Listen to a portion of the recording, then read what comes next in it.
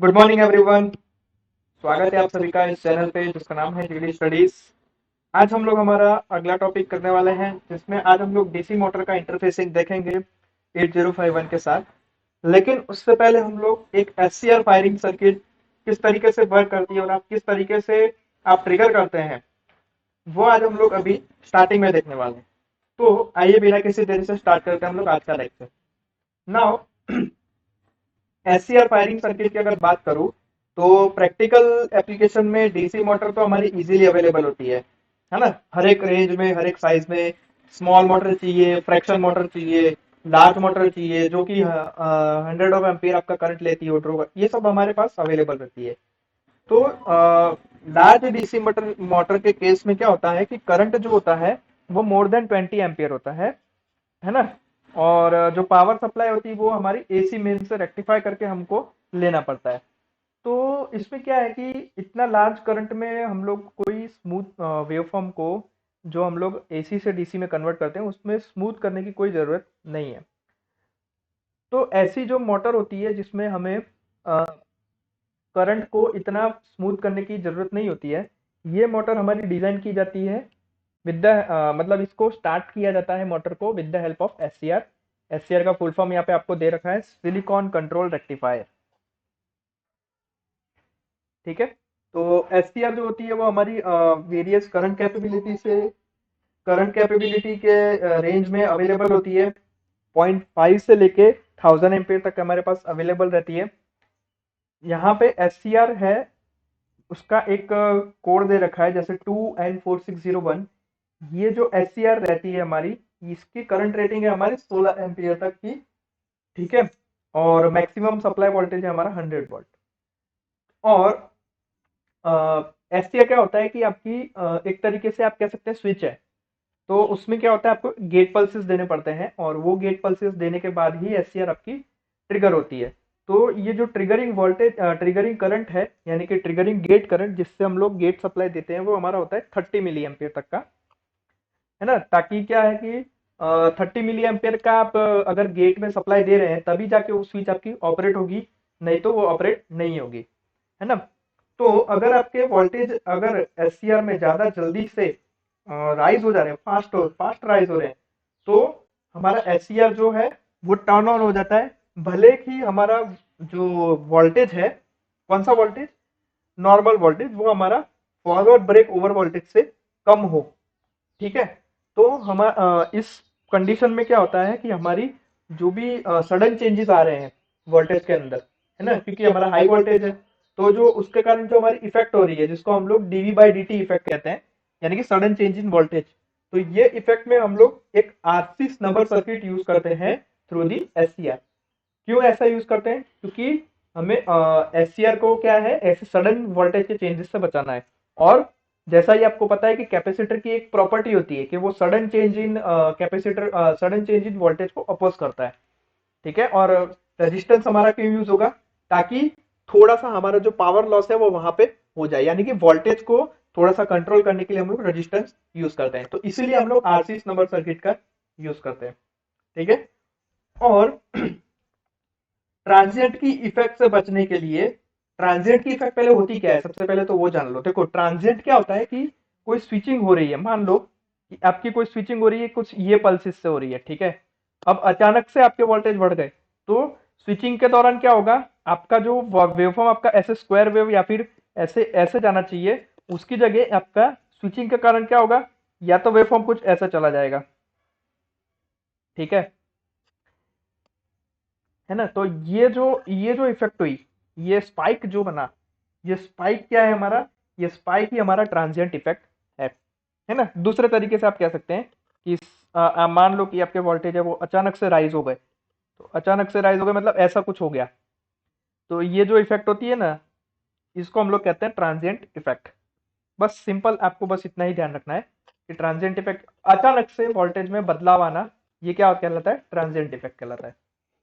ठीक है। तो ऐसी इफेक्ट से बचने के लिए जो कि स्विचिंग के दौरान होती है, तो हमें क्या करना करता है कि माइक्रो कंट्रोलर सर्किट को हमें नॉर्मल जो सर्किट होती है उससे आइसोलेट करना पड़ता है। बस यही एक तरीका है कि हम लोग माइक्रो कंट्रोलर को डैमेज होने से बचा सकते हैं। तो आइसोलेशन जो होता है वो हम लोग कैसे रखते हैं, हम लोग कैसे आइसोलेशन कैसे करते हैं, या तो हम लोग ट्रांसफॉर्मर पुट कर देते हैं जो कि ट्रांजिएंट इफेक्ट को कम कर सकता है, या फिर हम लोग ऑप्टो आइसोलेटर का यूज करते हैं। ठीक है, ऑप्टो आइसोलेटर हमने पिछली बार पढ़ लिया था, तो किसी ने नहीं देखा हो तो वीडियो जाके पहले देख लेना। ठीक है, तो ऑप्टो आइसोलेटर को हम लोग यूज करते हैं फॉर दी आइसोलेशन पर्पस। ठीक है, तो एक्सटर्नली हमें अप्रोक्सीमेटली माइक्रो कंट्रोलर पिन पे एक पल्स जनरेट करने के लिए हमें 10 माइक्रोसेकंड की जरूरत होती है। ठीक है, और ये जो पल्स होते हैं यही पल्स एससीआर को ट्रिगर करते हैं, है ना। जैसे देखो यहाँ पे मैं आपको पूरा फिगर में आपको बताता हूँ। देखो, ये आपको एससीआर ट्रिगरिंग की फिगर दिख रही होगी, ये वाली। ठीक है, जिसमें आपके 12 वोल्ट का जो सप्लाई होता है वो हम लोग डीसी सप्लाई से गेन करते हैं, है ना। और ये जो होती है लोड के लिए यूज होती है, 12 वोल्ट की सप्लाई लोड के लिए यूज होती है। ठीक है, यहाँ पे एससीआर का नंबर है, जैसे एससीआर का नंबर है यहाँ पे 2N6403। तो ये जो होती है वो हम लोग सर्किट में यूज करते हैं, और इसकी खासियत क्या है कि ये हमारी 400 वोल्ट तक, हमारा वोल्टेज के जो रेंज है वहां तक विथस्टैंड कर सकती है, और लोड करंट होता है वो 16 एम्पियर तक का यहाँ पे इसमें हम लोग ये जो एससीआर वो विथस्टैंड कर सकती है। ठीक है, तो जैसे ही हमारी ट्रिगरिंग करंट जो यहाँ पे एससीआर को ट्रिगर करने के लिए हमें करंट की जरूरत होती है, उसकी करंट की वैल्यू हमारी रहती है 30 मिली एम्पियर तक की, है ना।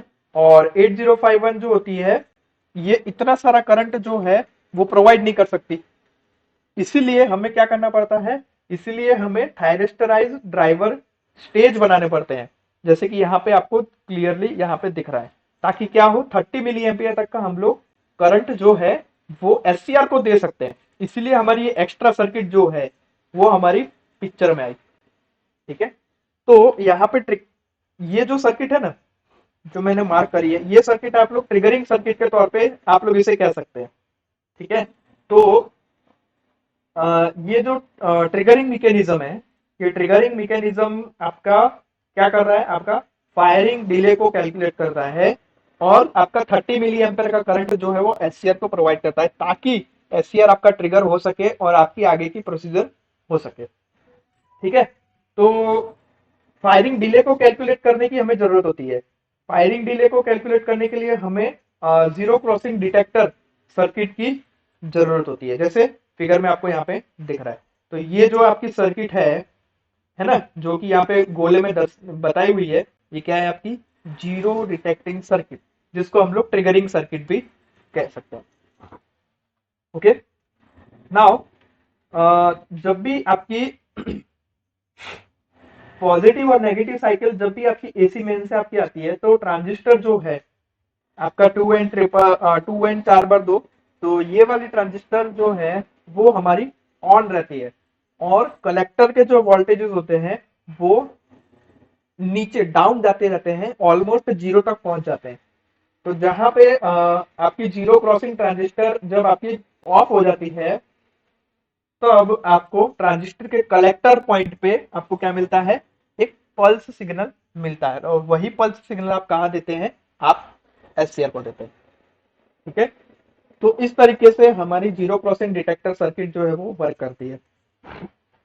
सिंपल है, कुछ इसमें खास है नहीं। तो ये था हमारा एससीआर ट्रिगरिंग किस तरीके से किया जाता है वो। इसके बाद का टॉपिक है हमारा डीसी मोटर को हम लोग इंटरफेस करते हैं, और पीडब्ल्यूएम। ठीक है, पल्स विद मॉड्यूलेशन टेक्निक। तो डीसी मोटर को किस तरीके से इंटरफेस किया जाता है, तो सबसे पहले हम लोग डीसी मोटर को थोड़ा जानकारी ले लेते हैं। देखो, डीसी मोटर यानी कि डायरेक्ट करंट मोटर, आपको सभी को पता है। और डीसी मोटर जो होती है वो कंटिन्यूअसली रोटेट होती रहती है, और हम लोग कह सकते हैं कि इलेक्ट्रिकल वर्क को मैकेनिकल वर्क में कन्वर्ट करने का काम भी डीसी मोटर करती है ना। डीसी मोटर के दो टर्मिनल होते हैं, आपको पता है, पॉजिटिव और नेगेटिव। तो जैसे ही हम लोग डीसी पावर सप्लाई देते हैं ये टर्मिनल पे, तो आपकी मोटर एक डायरेक्शन के अंदर रन करती है, और अगर हम लोग यहाँ पे पॉजिटिव और नेगेटिव टर्मिनल पे हम लोग अगर इंटरचेंज कर देते हैं, ठीक है, टर्मिनल को इंटरचेंज कर देते हैं, तो हमारी पावर सप्लाई रिवर्स हो जाती है और साथ साथ में मोटर की जो डायरेक्शन है घूमने की वो भी आपकी रिवर्स हो जाती है ना। और डीसी मोटर की स्पीड को हम लोग आरपीएम में हम लोग मेजर करते हैं, ये सब आपको पता है। ओके, तो देखो डीसी मोटर की जो स्पीड होती है ना वो लोड के ऊपर डिपेंड करती है। यानी कि मान लो कि मशीन पे कोई भी टाइप का लोड नहीं है आपका, तो डीसी मशीन जो है, डीसी मोटर जो है आपकी, वो फुल स्पीड पे आपकी वर्क करेगी, हाईएस्ट स्पीड पे वर्क करेगी, है ना। और जैसे जैसे आप लोड बढ़ाते जाएंगे वैसे वैसे मोटर की स्पीड जो है वो डिक्रीज होती जाएगी। ओवरलोडिंग वाली जो अगर कंडीशन आती है, मान लो कि एक पर्टिकुलर लोड आपको दे रखा है कि इतने लोड तक ही ये मोटर विथस्टैंड कर सकती है और आप उससे ज्यादा लोड उस पर दे रहे हैं, तो आपके डीसी मोटर को डैमेज होने की संभावना रहती है। क्यों? क्योंकि ओवरलोड होने के कारण क्या होगा कि आपकी मोटर का जो मोटर है वो ज्यादा स्पीड में घूमेगी, और ज्यादा स्पीड में घूमेगी तो आपका क्या होगा, एक्सेसिव हीट जनरेट होगी, और वही हीट आपका क्या होगा, हाई करंट कंजम्पशन का कारण बनेगा, और उसके कारण क्या होगा, इंसुलेशन को नुकसान होगा और मोटर डैमेज होगी, है ना। ठीक है, तो ये तो बात हो गई डीसी मोटर की। अभी हम लोग क्या करते हैं, डीसी मोटर को एक तरीके से आप कह सकते हैं, अगर आप करंट कंट्रोल कर सकते हैं ना, तो आप उसकी स्पीड या फिर उसकी रोटेशन की डायरेक्शन को भी कंट्रोल कर सकते हैं। तो डीसी मोटर को कंट्रोल करने के लिए हमारे पास दो मेथड्स हैं। एक तो यूनिडायरेक्शनल कंट्रोल हो सकती है और दूसरा बाय डायरेक्शनल भी कंट्रोल हो सकती है। सिंपल है, कुछ खास है नहीं। ये देखिए, यूनिडायरेक्शनल और बाय डायरेक्शनल, ठीक है। तो यूनिडायरेक्शनल में क्या होता है कि जैसे यूनिडायरेक्शनल मतलब एक ही डायरेक्शन, मान लो कि मोटर आपकी क्लॉकवाइज डायरेक्शन में रोटेट कर रही है, तो आप या तो उसको आप कंट्रोल कर सकते हैं, या फिर अगर एंटी क्लॉकवाइज में कर रही है रोटेशन तो उसको कंट्रोल कर सकते हैं। ठीक है, कैसे कैसे करेंगे, आप सिंपल वोल्टेज पोलैरिटी है वो चेंज कर देंगे और इस तरीके से उसकी स्पीड को कंट्रोल करेंगे। बाई डायरेक्शनल कंट्रोल की मैं बात करूं तो बाई डायरेक्शनल कंट्रोल में हम लोग क्या करते हैं, स्विचेस का यूज करते हैं, है ना। स्विचेस का यूज करके हम लोग उसकी रोटेशन को क्या करते हैं, चेंज करते हैं। तो देखिए फिगर में आपको चार स्विच दिख रही होगी, ये देखिए, ये जो चार स्विच है ना, इस चार स्विच में आपको बाई डायरेक्शनल कंट्रोल आप कर सकते हैं। कैसे? देखिए सिंपल, चार स्विच है इसका मतलब आपके पास चार कंडीशन होगी, है ना। जैसे स्विच 0, स्विच 1, स्विच 2, स्विच 3। तो मान लो कि आपकी चारों की चारों, सबसे पहली कंडीशन में हम लोग ये देखते हैं कि चारों के चारों स्विच जो है वो आपकी ऑन कंडीशन में है। अगर ऑन कंडीशन में है, ऐसे है, ठीक है, ऑन कंडीशन में है और आप यहाँ पे वोल्टेज दे रहे हैं, तो क्या होगा, सीधा करंट जो है वो आपका यहाँ से डायरेक्टली फ्लो हो जाएगा, मोटर में नहीं जाएगा। और अगर मोटर में नहीं जाएगा तो आपकी मोटर रन ही नहीं करेगी, मोटर का ऑपरेशन होगा उस टाइम पे ऑफ होगा। दूसरी कंडीशन देखते हैं। दूसरी कंडीशन में मान लो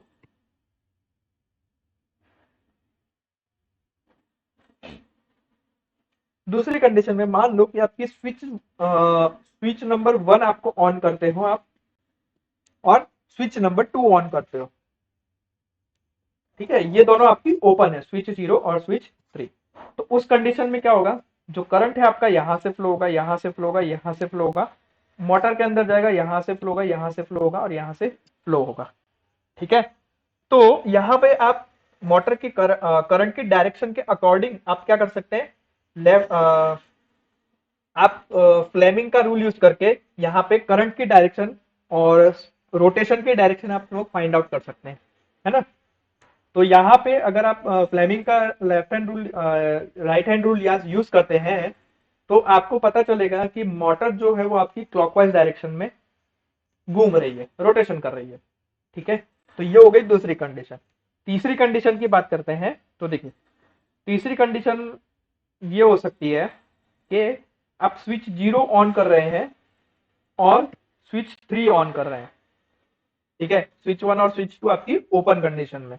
तो उस कंडीशन में क्या होगा, करंट आपका फ्लो करेगा, लेकिन इस बार जो है करंट की डायरेक्शन जो है वो आपकी रिवर्स हो जाएगी, और रिवर्स हो जाएगी तो इसका मतलब क्या होगा, मोटर जो है आपकी वो काउंटर क्लॉकवाइज या फिर एंटी क्लॉकवाइज आपकी रोटेट करेगी। ठीक है, तो ये तीसरी कंडीशन होगी। चौथी कंडीशन में क्या होगा कि मान लो कि आप चारों ही स्विच जो है वो ऑफ रख रहे हैं, चारों ही स्विच आप ऑन रख रहे हैं, तो ये तो जो है वो कंडीशन आपकी इनवैलिड है। क्यों?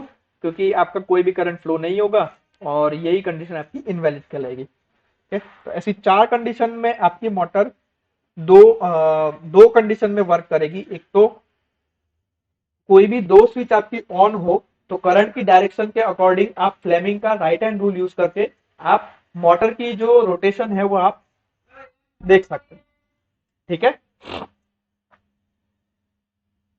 तो इससे आप लोग एक टेबल बना सकते हैं। देखिए मैं आपको टेबल भी दिखा देता हूँ, ये रहा आपका टेबल। ठीक है, तो मैंने चारों जो कंडीशन यहाँ पे आपको समझाई है वो चारों कंडीशन आपको यहाँ पे दे रखी है। ओके, नाउ इसके बाद जो है वो हम लोग ये तो बात हो गई हमारी डीसी मोटर को कैसे कंट्रोल किया जाता है।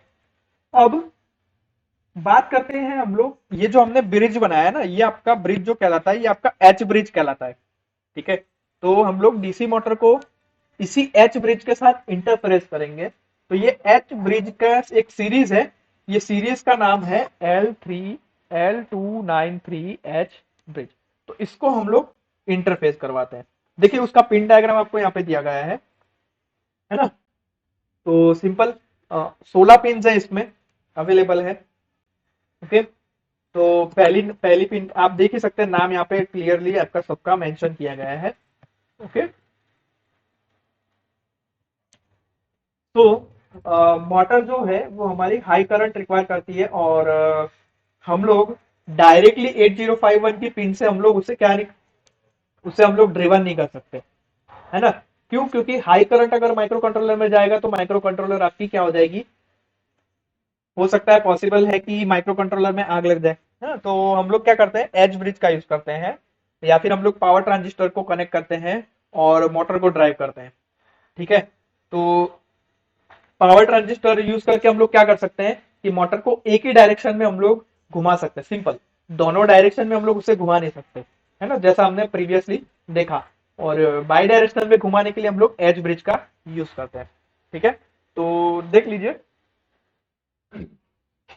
ये जो है ना L293, ठीक है, ये आपकी quadruple high current half h drive है ना। और ये जो एच ड्राइव है ये आपकी बाई डायरेक्शनल करंट को प्रोवाइड करने के लिए बनाई गई है। और ये कितना तक का करंट, कितनी लिमिट तक का करंट आपको प्रोवाइड करती है, 1 एम्पियर तक का। और वोल्टेज रेंज कितनी रहती है, 4.5 से 36 वोल्ट। ठीक है, कितना देती है, 1 एम्पियर तक का करंट। और वोल्टेज रेंज क्या रहती है इसकी, 4.5 वोल्ट से 36 वोल्ट तक। ठीक है, और ये जो एच ब्रिज है, ये एच ब्रिज हमारा इंडक्टिव लोड जैसे कि रिले हो गया, सोलिनॉइड हो गया, ठीक है, स्टेपिंग मोटर हो गई, बाइपोलर स्टेपिंग मोटर हो गई। ओके, इसके अलावा हाई करंट या फिर हाई वोल्टेज लोड हो गए, मतलब पॉजिटिव सप्लाई पे, तो ये सब एप्लीकेशन के लिए हम लोग ये वाली एच ब्रिज हम लोग यूज करते हैं। ठीक है, आप इसे ड्राइव भी कह सकते हैं, सिंपली ड्राइव भी कह सकते हैं। ठीक है, और तो देखिए इसकी आपको कनेक्शन में बता देता हूं। ये देखिए इसका कनेक्शन आपको यहाँ पे दिख रहा होगा, है ना। इंटरनली ये कैसी है, ये आपको यहाँ पे फिगर में क्लियर दिख रही होगी ब्लॉक डायग्राम में। सो यहाँ पे देखिए इसका वर्किंग कैसे होता है कि ड्राइवर्स जो होते हैं वो पैर्स के अंदर, पैर्स में, मतलब जैसे आपने ऊपर कंडीशन में देखा ना कि या तो स्विच स्विच 0 और स्विच नंबर 3, या फिर स्विच नंबर 1 और स्विच नंबर 2, ऐसे ये पैर होती है। ठीक है, पैरिंग में ये एक पैर है और ये एक पैर है, तो ये पैर के अंदर क्या होता है, इनेबल होती है ना, यानी कि वहां पे आपको पल्सेस देने पड़ते हैं। सो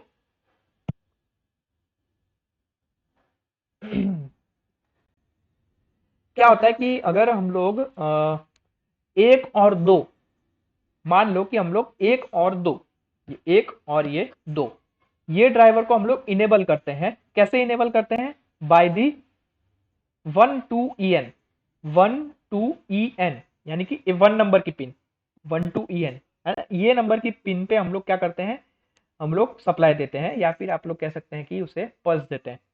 या फिर अगर आपको 3 और 4 नंबर की ड्राइव को अगर आपको इनेबल करना है तो आप यहाँ पे देंगे 3 4 EN, यानी कि 9 नंबर की पिन पे। तो जब भी आपका इनेबल इनपुट जो है वो हाई हो, अगर जैसा कि यहाँ पे आपको दिखाया गया है ये हाई हो, ठीक है, हाई हो, तो इसके साथ के जो ड्राइव्स एसोसिएट है, जैसे 1 नंबर की पिन में 1 2 EN, 1 2 को इनेबल करने के लिए हम लोग यहाँ पे देते हैं। तो इसके साथ कौन सी ड्राइव इनेबल होगी? 1 नंबर की और 2 नंबर की, ठीक है। तो जैसे ही आप लोग इनेबल को हाई इनपुट देंगे तो क्या होगा, यहां से जो ड्राइव है उसके आउटपुट जो है वो आपके एक्टिव होंगे। कैसे एक्टिव होंगे? इन फेज ऑफ देयर इनपुट, ठीक है। और जैसे ही आपके इनपुट यहाँ पे लो हुए, यानी कि 1 से लेके 0 हुए, तो ये जो ड्राइवर है, जैसे कि 1 और 2 नंबर का ड्राइवर, ये आपका डिसेबल हो जाएगा और उसके आउटपुट जो है आपके ऑफ हो जाएंगे और हाई इंपीडेंस स्टेट में चले जाएंगे, ठीक है। सिंपल वर्क है, कुछ है नहीं इसके अंदर, ओके। तो एक प्रॉपर डेटा इनपुट के साथ हम लोग हमारे तरीके से क्या कर सकते हैं, हर एक ड्राइव की जो पैर है ना, उसको हम लोग full H bridge reversible driver के तौर पे हम लोग यूज कर सकते हैं, ठीक है। और यहाँ पे हम लोग इसे मोटर के साथ कनेक्ट करके हम लोग मोटर को ड्राइव कर सकते हैं, ठीक है, सिंपल, ओके। सो देखिए,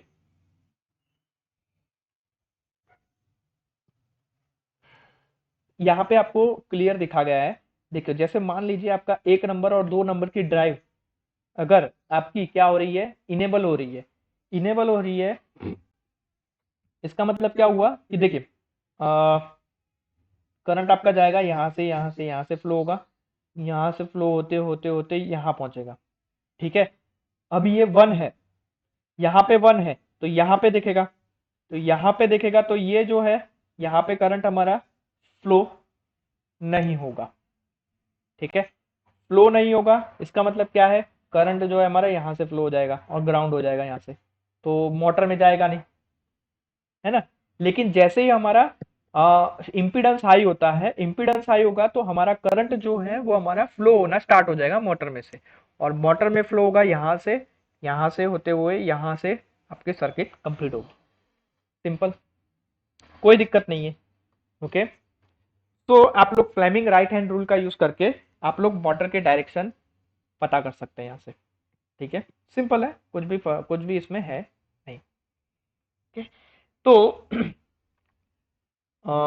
आउटपुट हम लोग कैसे इनेबल करते हैं वो देख लेते हैं। तो देखिए,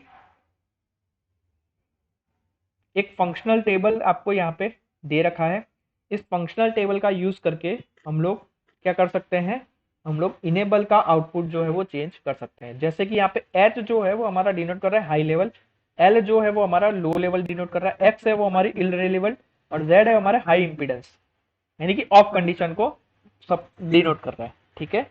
सो इनेबल अगर ए पिन है, ए पिन में कौन सी पिन है देख लो, 7 नंबर की पिन है और 10 नंबर की पिन है, साथ ही साथ में 2 नंबर की पिन है और 15 नंबर की पिन है, तो 4 पिन हमारी ए पिन है, ठीक है। सिमिलरली हमारी वाई नंबर की पिन कौन सी है, 3 नंबर, 14 नंबर, 6 नंबर और 11 नंबर, ठीक है। तो ये जो पिन है ये हम लोग इनपुट और इनेबल के तौर पे हम लोग देखेंगे।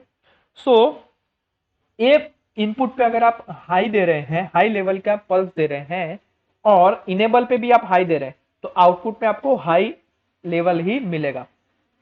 सिमिलर लो दे रहे हैं और हाई दे रहे हैं तो आपको लो लेवल का इनपुट आउटपुट मिलेगा। एक्स यानी कि कोई इनरेलीवेंट सर्किट, इनरेलीवेंट का मतलब क्या है, कि चारों कंडीशन, चारों स्विचेस जो है आपकी ऑफ कंडीशन में है, ये हमने प्रीवियसली देखा था, है ना। तो ये इनरेलीवेंट कंडीशन हुई।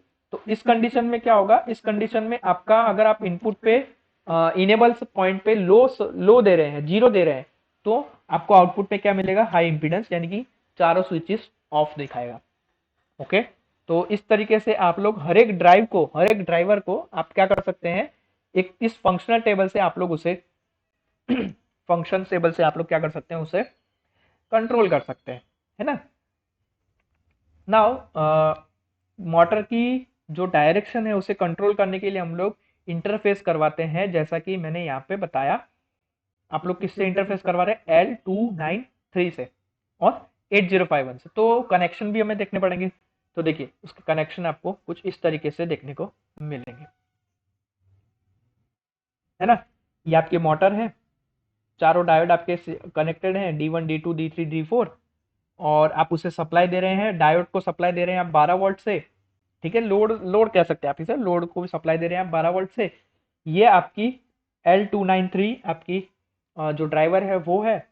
और ड्राइवर को मैक्सिमम करंट से बचाने के लिए आप लोग ऑप्टो आइसोलेटर का यूज कर रहे हैं यहाँ पे, या फिर इसकी जगह आप लोग ट्रांसफार्मर का यूज भी कर सकते हैं। लेकिन ट्रांसफार्मर क्या है आपका, एक तरीके से आप कह सकते हैं कि वो थोड़ा बड़ा हो जाता है, इसलिए हम लोग ऑप्टो आइसोलेटर का यहाँ पे यूज कर रहे हैं। और उसके बाद हमारी 8051 हमारी कनेक्टेड है ना, सिंपल। ऑप्टो आइसोलेटर का काम क्या है, सिर्फ और सिर्फ माइक्रो कंट्रोलर को और जो हमारी L293 है उस ड्राइवर सर्किट को हमको क्या करना है, हमें आइसोलेट करना है, simple. High current, transient current अगर आपका आता है तो उससे बचने के लिए हम लोग ऑप्टो आइसोलेटर का यूज करते हैं, ठीक है। तो ये था interfacing of DC motor with L293 और 8051 to control the direction of the motor.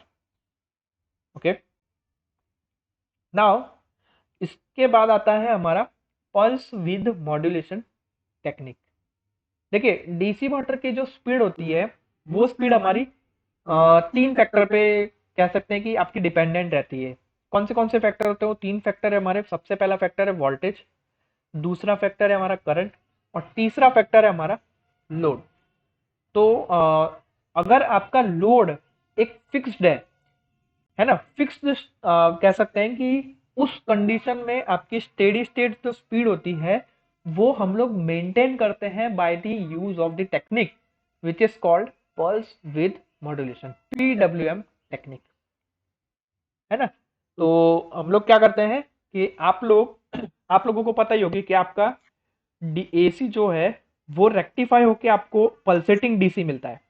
आपको पता होगी कि आपको ऐसे पल्सेटिंग DC मिलते हैं ऐसे, रेक्टिफाई सर्किट होने के बाद। तो ये जो विड्थ है, इस पल्स की जो विड्थ है, इसको हम लोग क्या कर सकते हैं, इसको चेंज करके, इसको मॉड्यूलेट करके हम लोग स्पीड को कंट्रोल कर सकते हैं, है ना। तो बस हमें इसी को हमें मॉड्यूलेट करना है ना। तो देखते हैं हम लोग PWM क्या होता है, आइए। सो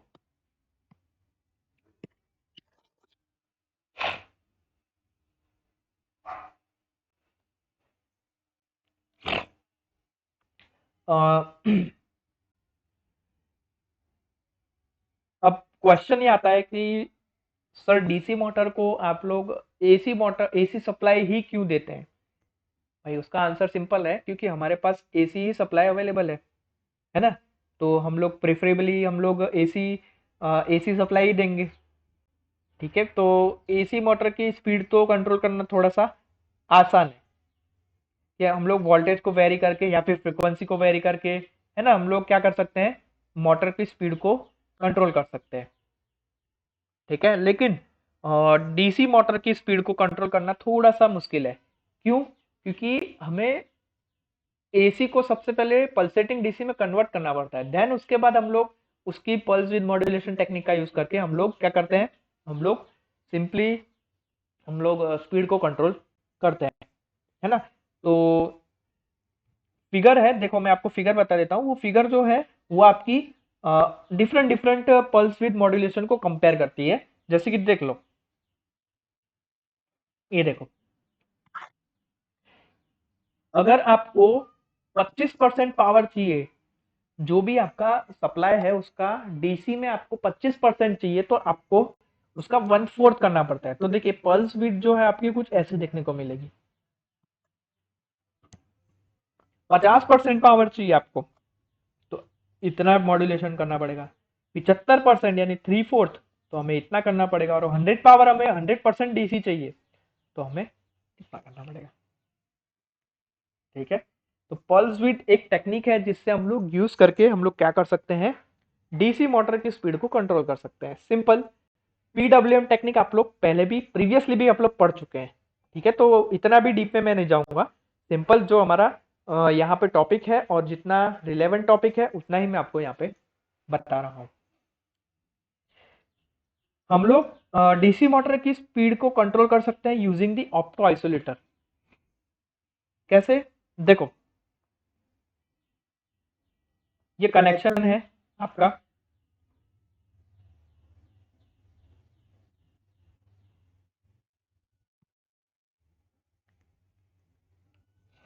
है ना। यहाँ पे जो फिगर है ये आपकी बायपोलर ट्रांजिस्टर का कनेक्शन आपको बता रही है कि बायपोलर ट्रांजिस्टर का यूज करके हम लोग क्या कर सकते हैं, डीसी मोटर को कंट्रोल कर सकते हैं। और दूसरी फिगर है आपको, आप लोग उसमें बायपोलर ट्रांजिस्टर की जगह मॉसफेट यूज कर रहे हैं, है ना, सिंपल। ठीक है, ये आपका ट्रांजिस्टर है और ये है आपका मॉसफेट। ओके, सो सिंपल है। हम लोग क्या करते हैं, हम लोग क्या करते हैं, सिंपल जो सर्किट है यहाँ पे, जैसे फिगर नंबर 1 है, इसको मैं फिगर नंबर 1 दे देता हूँ और फिगर नंबर 2। तो फिगर नंबर 1 और फिगर नंबर 2 में हम लोग सर्किट जो यहाँ पे आपको बता रखी है वो हमारा ईएमआई इंटरफेरेंस जो भी प्रोड्यूस हो रहा है, क्यों प्रोड्यूस हो रहा है, क्योंकि मोटर के ब्रशेस जो है उसके कारण ही हमारा क्या हो रहा है, ईएमआई इंटरफेरेंस प्रोड्यूस हो रहा है। तो उससे बचाने के लिए यहाँ पे आपको सर्किट दे रखी है और यहाँ पे आपके डीकपलिंग कैपेसिटर कनेक्टेड है अक्रॉस द मोटर, ताकि क्या हो सके, ताकि मोटर को हम लोग मैक्सिमम ईएमआई इंटरफेरेंस से बचा सके, है ना। आपको सिर्फ और सिर्फ सर्किट ही याद रखनी है, कुछ और कुछ आपको याद यहाँ पे रखने की जरूरत नहीं है। ठीक है, यहाँ पे पोर्ट आपको सिर्फ मैं बता देता हूँ, पोर्ट 2.1 जो है वो आपका स्विचिंग कंट्रोल कर रही है डीसी मोटर के लिए। किसका स्विचिंग, ऑप्टो आइसोलेटर का। ओके, तो जब भी यहाँ पे 2.1 आपकी लो होगी तब मोटर जो आपकी स्विच ऑन होगी, और जब भी आपकी पोर्ट 2.1 की पिन जो है वो हाई होगी तब आपकी मोटर जो है स्विच ऑफ हो जाएगी। लेकिन ये कब होगा, ये आपका बाइपोलर ट्रांजिस्टर कंडीशन में होगा, है ना। और मॉसफेट सर्किट में क्या होगा कि आपका यहाँ पे आपको जेनर डायोड कनेक्टेड है, ये रहा। ये जेनर डायोड क्या होगा कि गेट वोल्टेजेस जो है वो हमारा मैक्सिमम गेट वोल्टेज से बिलो रखेगा, कम वैल्यू रखेगा, ताकि क्या हो सके, मॉसफेट को कोई भी नुकसान ना पहुंचे। ओके, तो ये दो सर्किट सिर्फ और सिर्फ आपको ध्यान रखनी है, इसके अलावा आपको कुछ भी ध्यान इसमें रखने की जरूरत नहीं है। ओके, तो इसी के साथ हमारा जो ये टॉपिक है वो हम लोग यहाँ पे कंप्लीट करते हैं। ओके, मिलते हैं हम लोग नेक्स्ट लेक्चर में। टिल देन, जय हिंद।